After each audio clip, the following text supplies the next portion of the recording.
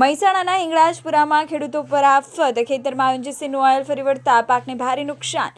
ખેતરમાં ઓઇલ લીકેજથી પાક બરબાદ। ખેડૂતોનો મહેનતનો પાક થયો નિષ્ફળ। ખેડૂતોને મોટું આર્થિક નુકસાન। ઓએનજીસીની કામગીરી સામે ખેડૂતોમાં રોષ। નુકસાનનું વળતર આપવાની ખેડૂતોની માંગ।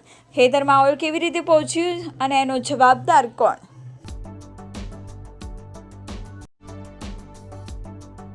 મારો કાંતિભાઈ શું સમસ્યા છે?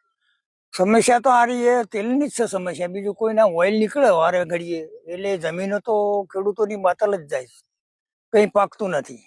હવે ઓના પર તો બધું ખેડૂતોને ખાવા પીવાનું વ્યવહારકાર બધું કરવાનું હોય એટલે એ તો થઈ શકે નહીં, ઉત્પન્ન થાય નહીં, કોઈ વાવેતર વવાય નહીં, કોઈ પાકે નહીં તો કરવાનું શું? કેટલું નુકસાન? નુકસાન તો ઘણું કરોડો રૂપિયાનું નુકસાન થાય। વર્ષે ખેડૂત વધારે નહીં પણ લાખ રૂપિયાનું તો પેદા કરી શકે ને, પણ એ થતું નહીં। શું થાય? શું કરે ખેડૂત? એટલે ખેડૂત તો બચારો જ રહેવાનો।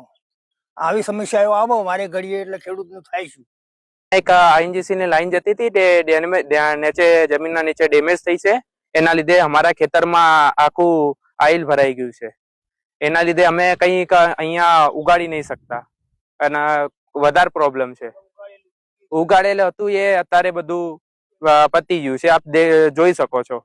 એમાં જંગલી ઘાસ પણ એ નથી ઉગતું, એવી સિચ્યુએશન બની ગઈ છે। કેટલા વર્ષોની સમસ્યા? આ 8 કે 9 વર્ષોથી એવી સમસ્યા છે। અહીંયા